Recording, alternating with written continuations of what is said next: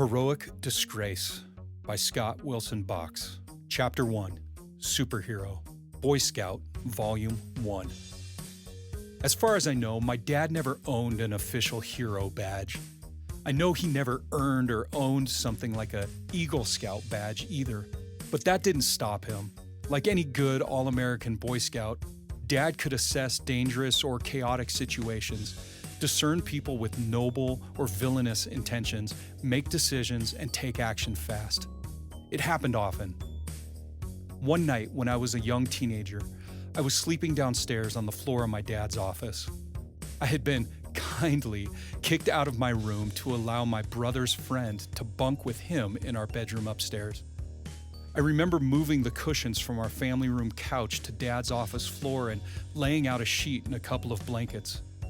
It had excited me to be able to open the window in Dad's office that evening for some fresh, cool summer air. So that's exactly where I created my makeshift bed, directly beneath that window, laid down, threw the blankets over me, and slipped quickly and peacefully into dreamland. It was 2, maybe 3 hours later, in the middle of the night, when I was jolted awake by violent banging that seemed to have been coming from every direction, and savage, bloodthirsty yelling coming from a voice only a few feet from my head outside the window. The feeling of terror chasing me out of my sleep was overwhelming. "Dad! Dad! Dad!" was all the adrenaline would permit my mind to think and my mouth to scream as I involuntarily and immediately ran out the office door, directly past the booming along the front of the house, up the house's stairs, only to have been greeted by my dad at the top stair.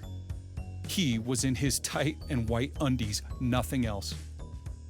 As far as he knew, in the dark, I was the thunderous invader. As I approached the top stair, Dad had his right arm cocked and his left arm outstretched in my face in utter defiance. With a Viking-like yell, and the only time in his life Dad punched me, he pulled back his outstretched arm and drilled the palm of his cocked hand into the nook between my eyes and my nose just below my forehead. My head popped back and my body followed it. I would have certainly tumbled down the stairs I just climbed except for, because of Dad's athletic instincts and almost immediate recognition I was his son, not the invader. He leaned, reached, and caught my shoulder. Dad steadied me. Then, in one smooth motion, he shoved me to the floor at the top stair. I collapsed without debate, uselessly shaking my head to try to clear the pouring reflexive tears from my eyes. In fact, my immediate quarrel was with the hashtags, exclamation points, question marks, and little birdies circling my head. I'd forgotten why I was on the stairs in the first place, honestly. I was confused. I was entirely dazed. But Dad was standing above me with complete composure. He stood still. He was pausing and listening, with his hand firmly resting on my head, a comforting reassurance. Dad was keeping me seated. In that house, the front door was directly below the stairs. It was still booming. A voice was in hysterics outside. In total contrast, Dad wasn't even breathing hard. Though I couldn't see his eyes, only his glowing white underwear, I felt Dad's hand flick past my tall, messy bedhead hair as he moved back to his room. "Scott, stay calm. Stay down. I got this." Still blinking and snorting back snot, I thought, I sure as heck don't got this.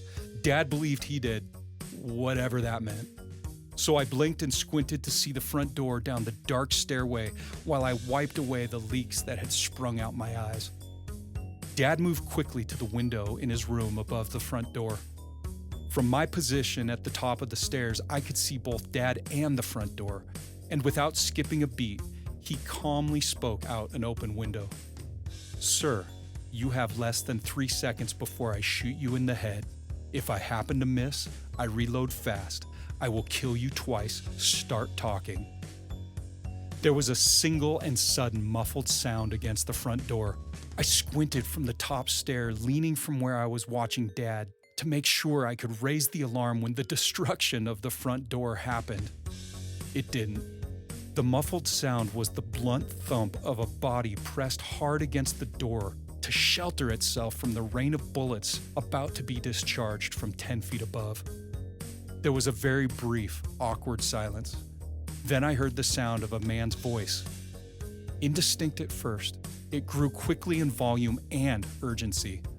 Straining to hear what was said, I listened close. Fire! No, don't fire! I mean, it's a fire! I'm on fire! No, my house is on fire! I'm your neighbor Ed. Help me! What do I do? Tom, please don't shoot me! My house is on fire! Help me put out the fire!